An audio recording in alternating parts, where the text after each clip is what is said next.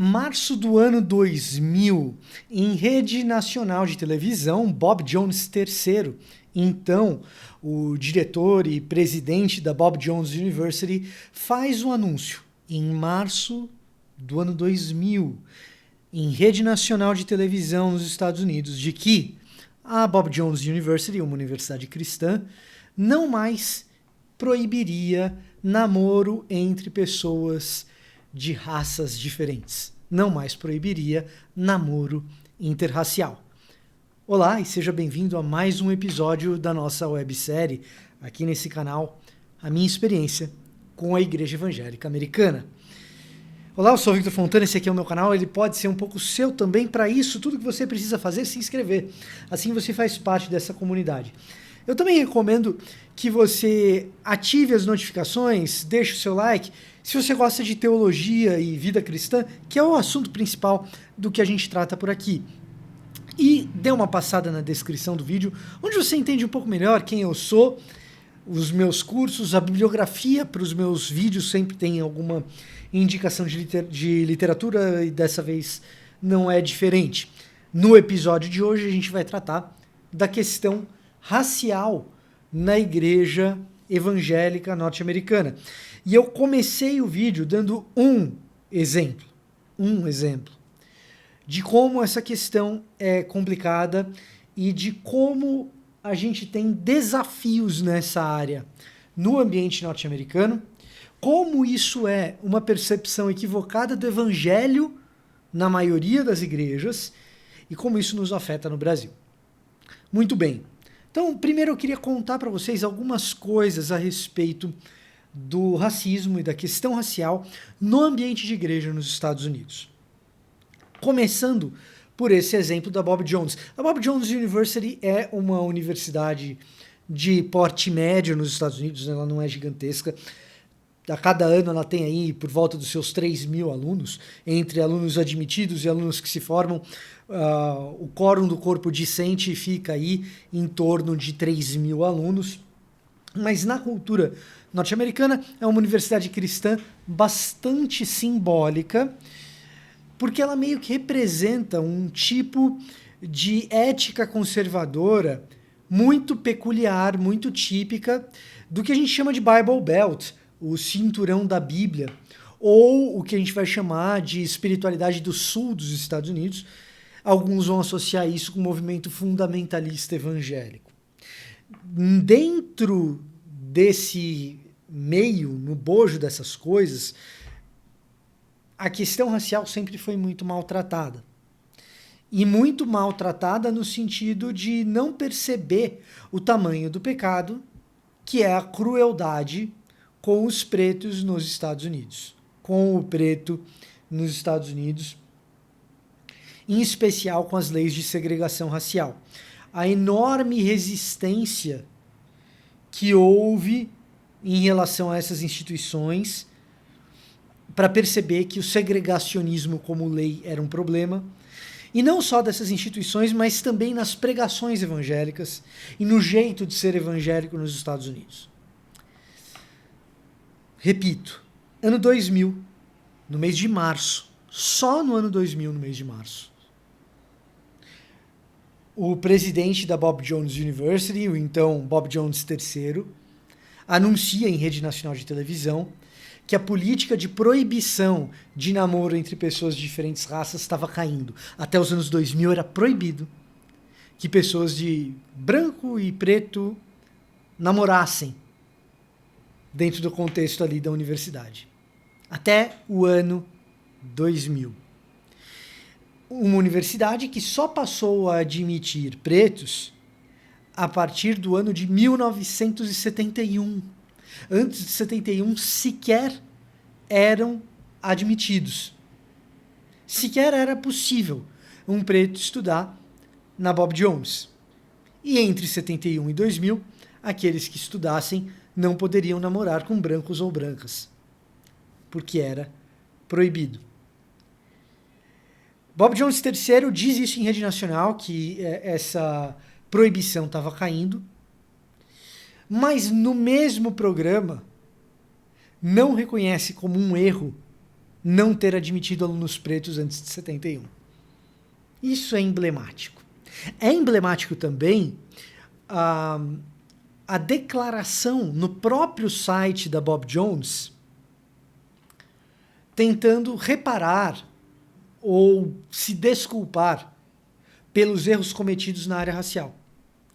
A declaração começa por afirmar que é um princípio ou um valor da Bob Jones ser dirigido pela Bíblia, e a tônica do documento é de dizer que, ao longo desses anos, a Bob Jones falhou em perceber que tinha se deixado levar por um pecado cultural, que no ambiente da cultura, no ambiente cultural no qual a universidade estava inserida, ela falhou em oferecer uma resposta cristã contracultural nesses anos em que ela foi racista, como era o restante da cultura, vamos dizer assim. O que é muito curioso, porque a declaração omite o fato de que esses anos todos a Bob Jones usou a Bíblia e usou a interpretação bíblica para justificar essas posições racistas. Usou o cristianismo para fundamentar, como se estivesse dentro do cristianismo, esses posicionamentos de segregacionismo. E isso a gente não encontra na nota. A nota só diz: nós prezamos pelo ensino bíblico e nos pautamos pelo cumprimento fiel das Escrituras e falhamos em perceber, ao longo da nossa história, que a nossa posição racista, segregacionista, e a palavra racista sequer aparece na declaração, que aquilo era pecaminoso. E por isso nós pedimos perdão. Esqueceram de dizer que interpretaram a Bíblia esse tempo todo para que a Bíblia fosse instrumentalizada e se tornasse como uma fundamentação desse tipo de comportamento segregacionista. Isso você não vai encontrar lá na declaração da Bob Jones. E evidentemente foi. Você também não vai encontrar na declaração da Bob Jones o fato de que o movimento de direitos civis começa a acontecer na década de 60 e só em 71 eles começam a admitir alunos pretos. Por quê? Porque a partir do movimento de direitos civis e a queda do Jim Crow e das leis de segregação racial, o governo norte-americano deixa de oferecer subsídios, finança, dinheiro para as instituições de ensino que mantivessem políticas de segregação. De repente, uma consciência bíblica surgiu no ambiente dessas pessoas e elas perceberam que o racismo estava errado. E quando você lê a declaração, você percebe que, diante do contexto histórico, diante de como as coisas aconteceram, eu realmente acredito que tem pessoas lá, dentro dessa universidade, que entendem que esse passado é um passado vexatório e que uma nota de reparação não é suficiente para compensar os erros que foram feitos. Eu tenho certeza que existem cristãos fiéis ali dentro da Bob Jones, professores, talvez funcionários e certamente alunos. Eu tenho certeza que tem gente assim lá dentro. Mas o que a nota, redigida como está, revela é que não houve sequer a percepção da dimensão do problema causado pela segregação e pelo racismo. Isso é um exemplo do que é a questão racial no ambiente evangélico norte-americano. Tem um livro em português que traz alguma coisa nesse sentido, vai estar aqui na descrição o link, caso você queira ler a esse respeito. Excelente livro do Wilson Macaulay, que é doutor em Novo Testamento, um baita de um pesquisador, Uma Leitura Negra, Interpretação Bíblica como Exercício de Esperança, como interpretar a Bíblia sendo preto, num país em que a Bíblia foi usada para justificar o meu açoite e a minha segregação. Por instituições como a Bob Jones. Tem esperança. Então, esse livro aqui, brilhantemente publicado pela Mundo Cristão, é um belo exemplo de como levar as coisas com um viés otimista e de esperança no meio dessa coisa. Mas eu, Vitor Fontana, não estou muito afim do otimismo hoje. Esperança sempre. Mas eu, Vitor Fontana, não estou muito afim do otimismo hoje. Porque o evangelicalismo que chega no Brasil, por influência norte-americana, chega com esse tipo de condescendência, chega com esse tipo de discurso, que não está a fim de reconhecer que Martin Luther King foi assassinado. Martin Luther King não foi relegado ao cancelamento, ele não foi cancelado. Ele não foi tratado como herege, não. Ele foi assassinado. E tem um determinado tipo de evangelicalismo nos Estados Unidos, e que nós aqui no Brasil, às vezes a gente adora esses caras, que trata a questão racial como se não houvesse uma questão. Como se não houvesse reflexos dessa segregação. Deixa eu contar um pouco mais da história, então. Já que a gente está falando de um caso específico, deixa eu ampliar a coisa para o ambiente norte-americano como um todo. E não que no Brasil nós não tenhamos problemas nessas áreas. Eu só estou falando da minha experiência com a igreja evangélica americana e aquilo que eu pesquisei, aquilo que eu li a respeito. Tá? A lei de segregação racial, ela é mais bem compreendida no ápice das suas consequências deletérias quando a gente estuda urbanização norte-americana. Eu já falei disso aqui no canal num vídeo sobre o Kanye West. Você pode procurar o vídeo do Kanye West e vai estar isso mais bem explicadinho. Mas, basicamente, o que acontece é o seguinte: nós temos o trabalho industrial norte-americano executado pela mão de obra branca, enquanto os pretos, já libertos da escravidão, ainda continuam nos seus trabalhos rurais, em especial no sul dos Estados Unidos. E isso eu estou falando principalmente década de 30. Principalmente década de 30. Você tem uma industrialização pujante nos Estados Unidos e no começo do século XX, os brancos trabalhando em indústrias, os pretos já libertos da escravidão, mas ainda nas grandes lavouras. Você deve saber a história da escravidão preta nos Estados Unidos em lavouras de cana-de-açúcar, como nós aqui no Brasil, no caso da Flórida, por exemplo, mas principalmente nas lavouras de algodão, que o Cotton Belt é o mais conhecido exemplo do regime de escravidão preta nos Estados Unidos. Muito bem. Só que você vai para os Estados Unidos hoje, você encontra preto nas grandes cidades. O que aconteceu? Bom, o que aconteceu foi o seguinte: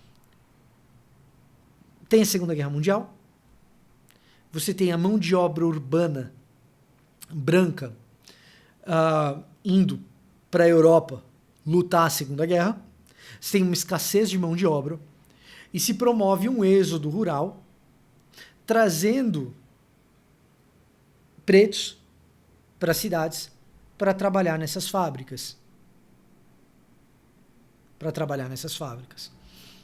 Se você quer entender como o ambiente de igreja influenciou isso, você vai lá no meu vídeo sobre o Kanye West, que você vai entender e sacar. Mas o ponto é, vamos lá, êxodo rural, os caras vêm para cidades. E aí eles já não estão mais só no sul dos Estados Unidos, eles se espalham pelas grandes cidades dos Estados Unidos, no sul e no norte. Mas esse é um dos grandes exemplos. Pô, como que foi parar preto em Chicago? Nesse movimento da década de 40. Famílias inteiras, igrejas inteiras que se mudaram do sul para o norte, com uma promessa de vida melhor. Quando eles chegam em Chicago, e outras cidades funcionaram mais ou menos parecido, as leis de segregação permitiam que esses pretos se mudassem para um determinado bairro. E tinham que ficar reclusos ali. Aí você vai numa igreja de preto hoje, visitar, e você é branco e entra, e você vê que todo mundo olha para você e você estranha, porque todo mundo tá te olhando que você é branco, branco brasileiro. Né? E você fala assim, nossa, é estranho, os pretos olhando para mim, assim, meio hostil, o que esse cara tá fazendo aqui? Você tem que saber que a segregação não foi opção dos caras. Eles foram colocados ali, enclausurados em bairros. Muitas vezes, construindo em lugares onde não tinha regulamentação ainda, se aquele bairro podia, preto se não podia, e tendo casas demolidas. Para voltar para o lugar deles. Eu só quero ser feliz, andar tranquilamente na favela onde eu nasci e poder me orgulhar e ter a consciência que o pobre tem seu lugar. Sabe isso? É tipo que o preto tem o seu lugar e é por lei. Você não pode sair dali. Em Miami, lugar próximo de onde eu fui morar, e aí eu vou deixar aqui também na bibliografia um livro sobre a história de Miami e da questão racial em Miami, vou deixar aqui na bibliografia também, tá? Em Miami, nesse período, você tem Miami Beach, que é uma ilha que é ligada à cidade de Miami, mas Miami Beach é uma ilha. E na época tinha hoje você chega a Miami Beach por 3 ou 4 viadutos, você consegue chegar ali. Antes só tinha um. Se depois das 6 da tarde o preto que trabalha no hotel não tivesse atravessado de volta para o continente, ele era preso.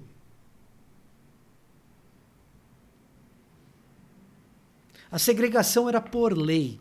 E aí, nessas grandes cidades, quando o cara chegava lá e ele ia morar em algum lugar, tinha que morar naquele bairro específico para poder trabalhar na indústria, porque ele tinha saído do campo, êxodo rural, vai para o ambiente urbano, vai trabalhar na indústria, no centro da cidade, num bairro mais ou menos próximo. No caso de Chicago, sul de Chicago, o que acontece? Você tem uma superpopulação naquele bairro e você inicia a verticalização. Até então, você tinha majoritariamente pessoas morando em casas ou pequenos predinhos, não prédios muito altos. Você tem a verticalização dentro do ambiente urbano, no ambiente de cidade, prédios altos, sem espaço para carro, porque o preto ia descer e ia a pé para a fábrica ou pegar um ônibus. Tá?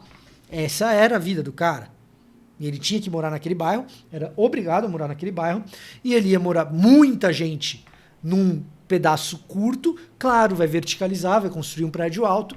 Esse prédio alto, sem vaga para carro, porque esse cara também não vai ter carro, ele vai descer até o térreo, vai pegar o ônibus, vai ir até a fábrica no centro trabalhar.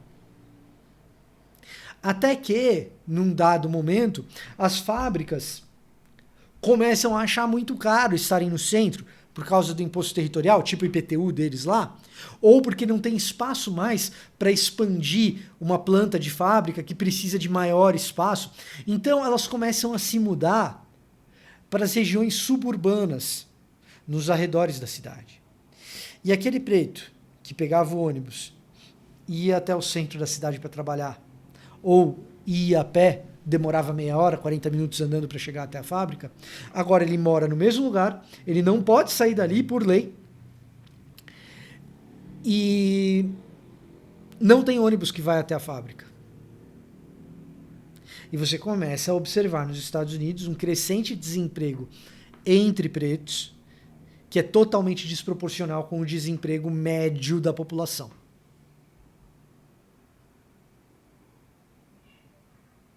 Esse é o contexto. E esse é o contexto que muitas igrejas apoiavam. Porque quando Martin Luther King, reverendo Martin Luther King, igreja, tal, quando Martin Luther King aparece no cenário, não como o único líder de movimento de direitos civis, muitos outros houve ali, não foi só Martin Luther King. Aliás, houve, né, muitos outros líderes. Houve, porque verbo haver no sentido de existir não é conjugado, oração sem sujeito. Né? Então, quando Luther King aparece, não é o único, mas quando ele aparece, uma série de igrejas conservadoras não adere ao que Luther King diz. E outras mais moderadas, olha, tem que prestar atenção no que esse cara está dizendo, porque é perigoso, viu? Já ouviu algo assim, mais ou menos parecido hoje, 2021? A respeito de movimentos raciais? Quando tem preto sendo morto pela polícia? Vindo de movimentos evangélicos? E a gente aqui no Brasil adora importar os discursos de onde? Do Martin Luther King? Dos filhos do Martin Luther King III, Bernice King?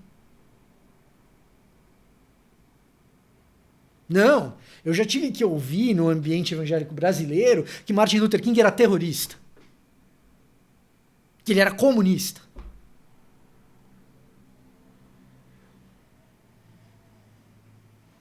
Tem um outro livro que eu vou deixar na bibliografia que se chama Divided by Faith.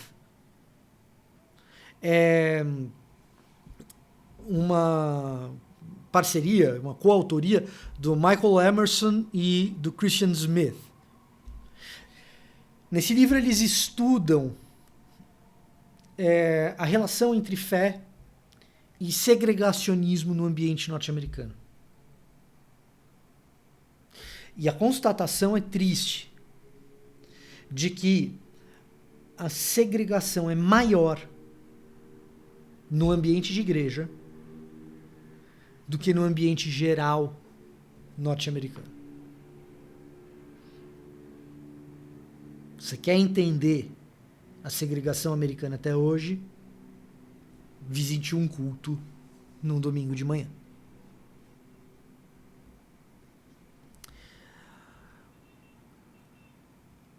Cuidado. Eu não sou do tipo que falo, não leia tal coisa, esse autor é perigoso.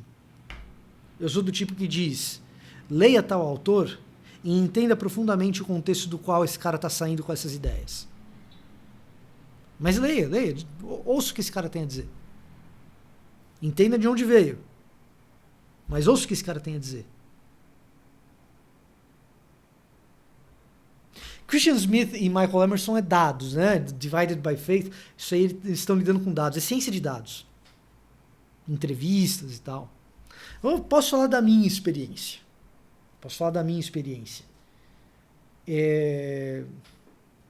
Fui visitar uma senhora evangélica, daquelas mais boazinhas, que oferece cookies para os escoteiros irem vender de porta em porta, sabe? Aquela que cozinha os cookies para os escoteiros venderem de porta em porta. Esse é o perfil dessa senhora. E eu estava conversando com ela e eu percebi que ela era muito crítica, muito crítica ao Obama, presidente preto e tal. E, cara, existem N motivos para que alguém seja crítico ao Obama. Mas aí eu fiz a pergunta que você nunca deve fazer num contexto conservador americano. Nunca pergunte por que a pessoa odeia o Obama. Se prepare para ouvir as maiores barbaridades se você fizer essa pergunta. Tá? Tem N motivos para alguém não gostar. Mas tem N motivos absurdos para que alguém queira não gostar do Obama. E aí, ela falou, não, ele empurra demais as coisas goela abaixo da gente. Eu falei, não, mas que coisas que ele empurra goela abaixo? Aí ela falou, não, a quantidade de pretos que tem na TV hoje é absurda. Uma senhorinha boazinha. E a conversa prosseguiu, e a outra frase que eu ouvi, que eu jamais esperaria escutar de alguém, mas de uma senhorinha evangélica, fiel e tudo mais, foi a seguinte: bons eram os tempos em que os pretos eles andavam uniformizados, abrindo as portas dos hotéis. Fecha aspas.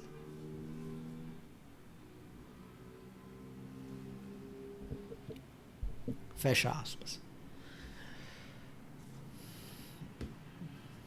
Uma igreja em âmbito nacional que respira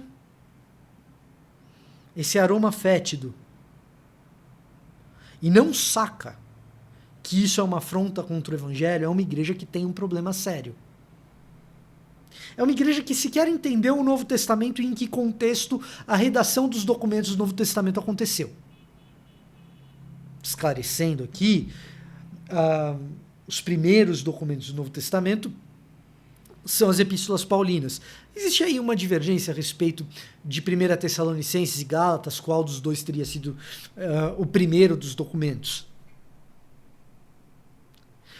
Sendo um ou sendo o outro, Gálatas está no começo.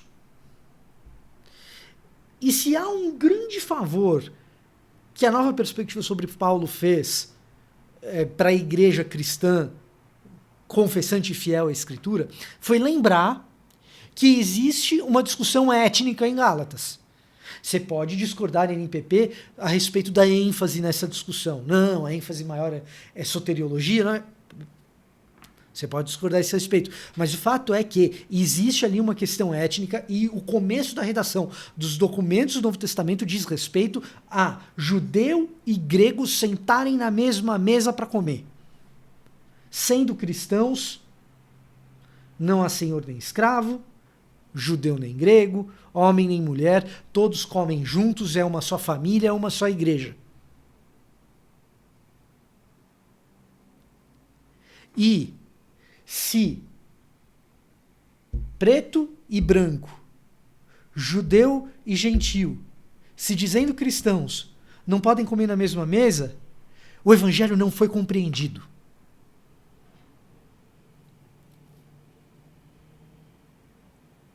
Então existe um problema muito, mas muito grave, até hoje no ambiente norte-americano no que diz respeito à raça.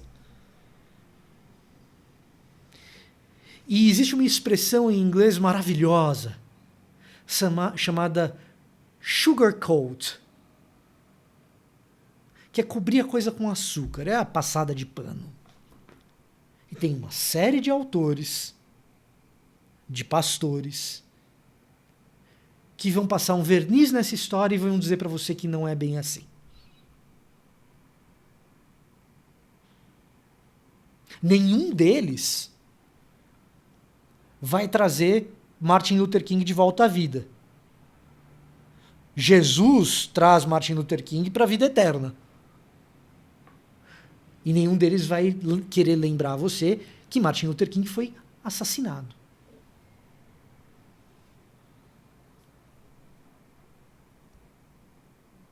Então existe uma questão muito grave que precisa ser tratada nos púlpitos e nas estruturas internas das igrejas nos Estados Unidos.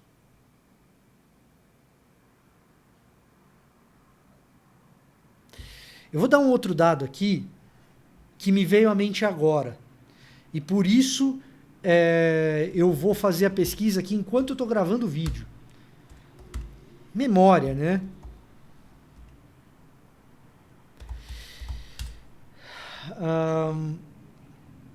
Mas o que eu queria mostrar para vocês é uma outra parada aqui. Me veio à cabeça agora, certo? Que é o número de ataques incendiários a igrejas de pretos nos Estados Unidos. 5 de abril de 1993, 13 de janeiro de 1995, 31 de janeiro de 1995, 21 de junho de 1995, 15 de agosto de 1995, 31 de outubro de 1995, 22 de dezembro de 1995, 30 de dezembro de 1995, 6 de janeiro de 1996. Tá tudo na Wikipédia. É só você ir lá e botar List of Attacks Against African American Churches, 1995, estava quase na virada do século, igrejas de pretos sendo incendiadas por terroristas em solo americano. E não era terroristas do Islã, certo? Não era muçulmano. Vamos dizer aqui os nomes das igrejas, né? 5 de abril de 1993, Rocky Point Missionary Baptist Church, em Pine County, Mississippi.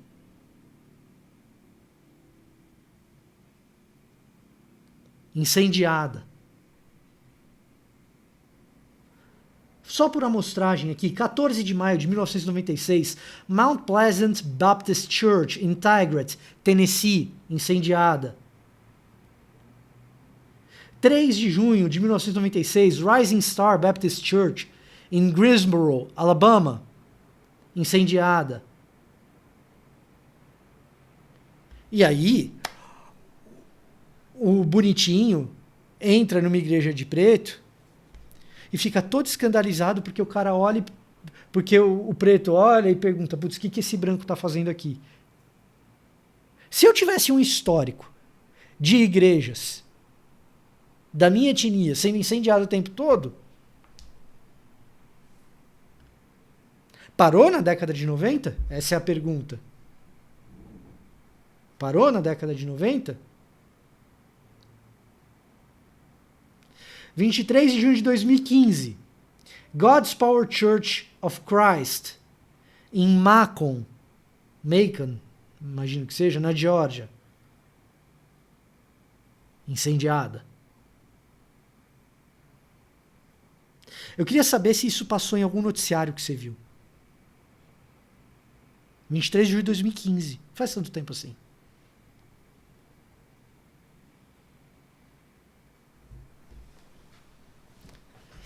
Presta bastante atenção. Isso daqui é informação pública. Só você digitar. List of attacks against African American churches. Aí você vai lá na Wikipédia. Presta bastante atenção em quem diz o quê para você no que diz respeito a esses movimentos raciais nos Estados Unidos. Tá? Tem motivo para as tensões serem como são. A lei de segregação racial nos Estados Unidos acabou, mas tem muita gente viva ainda que viveu a fase que a lei estava de pé. Sofreu sendo preto ou sendo branco, quer que a segregação volte.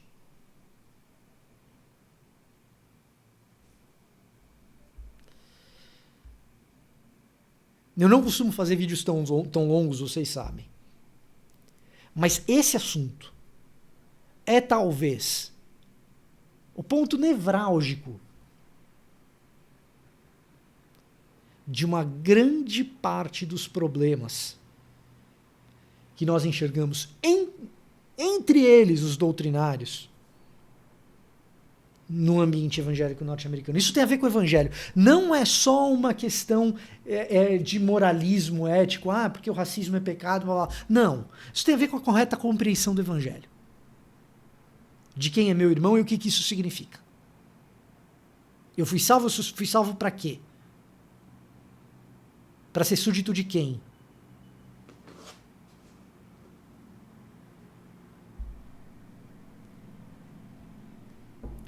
Então, preste muita atenção nessas coisas.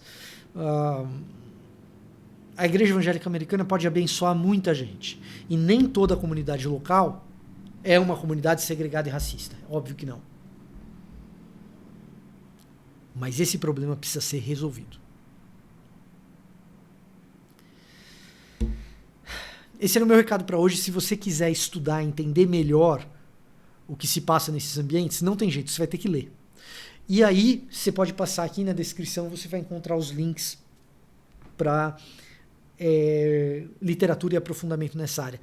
Na próxima semana, muito provavelmente, a gente vai ter o próximo vídeo da websérie, que deve ser o último. E nele eu vou falar sobre a questão do imigrante. Nele eu vou falar sobre a questão do imigrante na Igreja Evangélica Norte-Americana. Tá? Que é outra questão que precisa ser resolvida. Tá certo? Espero que esse vídeo possa te abençoar. Eu sei que não é o vídeo mais feliz do mundo, mas tem que tratar, né, desse treco, certo? Enfim, eu vou ficando por aqui e até a próxima.